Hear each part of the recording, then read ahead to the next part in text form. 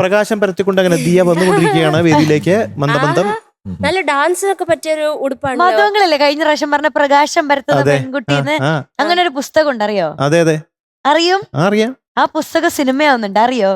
ആണോ? അതിലാരാ പെൺകുട്ടിയെന്ന് ചോദിക്ക്. You are the പെൺകുട്ടി. Very good, congratulations. Thank you thank you thank you. ഈ സിനിമ ഷൂട്ട് കഴിഞ്ഞിട്ട് കുറച്ചായി. ഇത് ടി പത്മനാഭൻ സാറിന്റെ ഒരു കഥയാണ്. അപ്പൊ ഈ കഥ ജയരാജ് സാറാണ് ഡയറക്ട് ചെയ്യുന്ന പടം.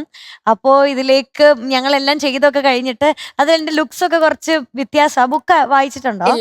ആ ബുക്കിൽ ഒരു തമിഴ് സ്റ്റൈലുള്ള ഒരു പെൺകുട്ടിയാണ്. അപ്പൊ ഞാൻ മൂക്കുകുത്തിയൊക്കെ നമ്മള് വേറെ ഒട്ടിച്ച്, ഞാൻ മൂക്കുകുത്തിട്ടില്ലല്ലോ, അങ്ങനെ കൊട്ടിച്ച് ഇത് പത്മനാഭൻ സാറിനെ കാണിക്കണല്ലോ. കാണാൻ പോയപ്പോ എന്റെ അച്ഛനൊക്കെ സാറിന്റെ കഥകളുടെ ഭയങ്കര ഫാനാണ്. ഞാൻ അങ്ങനെ അധികം ബുക്ക് വായനാശീലം ഇല്ലാത്ത ആളായതുകൊണ്ട് എനിക്കും അങ്ങനെ വായിച്ചുള്ള പരിചയമല്ല.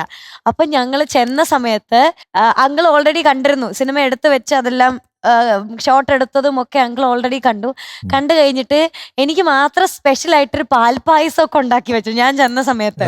അപ്പൊ എന്റെ അച്ഛനും അമ്മയ്ക്കും അതൊക്കെ ഭയങ്കര വലിയ എക്സ്പീരിയൻസാ.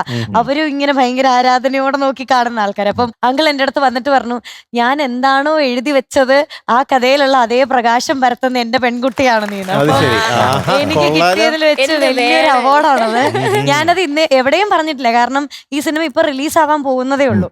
അപ്പം ഞാൻ ആദ്യമായിട്ട് ഇവിടെ അത് ഷെയർ ചെയ്യുന്നത്. എനിക്ക് കിട്ടിയ ഭയങ്കര വലിയൊരു സന്തോഷം.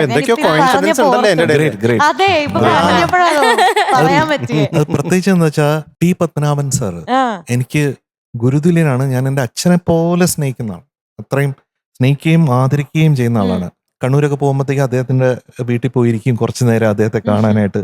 അപ്പൊ എന്നോടും അത്രയും സ്നേഹമാണ് ടി പത്മനാഭൻ സാറിന്. ഇപ്പൊ ഞാൻ പറഞ്ഞില്ലേ, എന്റെ അച്ഛനോട് സംസാരിക്കുന്ന പോലെ പല കാര്യങ്ങളും അദ്ദേഹത്തിനോട് ചോദിച്ചു മനസ്സിലാക്കും. അദ്ദേഹത്തിൽ നിന്ന് ഒരു 5 മിനിറ്റ് സംസാരിച്ചു കഴിഞ്ഞാൽ ഒരു എത്രയോ വർഷത്തെ ജീവിതം നമുക്ക് ഉൾക്കൊള്ളാൻ പറ്റും. അങ്ങനത്തെ ഒരു ഗ്രേറ്റ് മാൻ ആണ് അദ്ദേഹം. അപ്പോൾ അദ്ദേഹത്തിന്റെ മുന്നിൽ എന്റെ മകള് പോയി അവിടെ പറഞ്ഞു, ഈ പ്രകാശം പരത്തുന്ന പെൺകുട്ടി ഈ മീൻകുട്ടിയാണെന്ന് പറഞ്ഞില്ലേ, ആ പെൺകുട്ടിയാണ് ഈ പെൺകുട്ടി.